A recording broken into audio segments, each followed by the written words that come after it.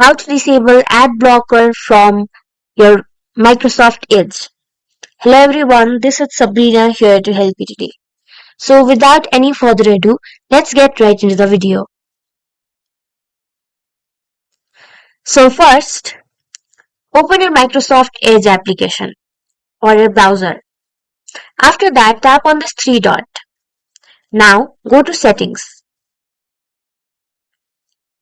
After that, go to cookies and site permission. Now scroll down and then go to pop-ups and redirects. If this is blocked, simply turn this on and unblock it. So that's how you do it.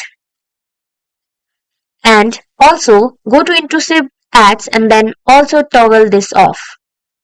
And done. Thank you for watching this video. Make sure to like, share and subscribe to our YouTube channel.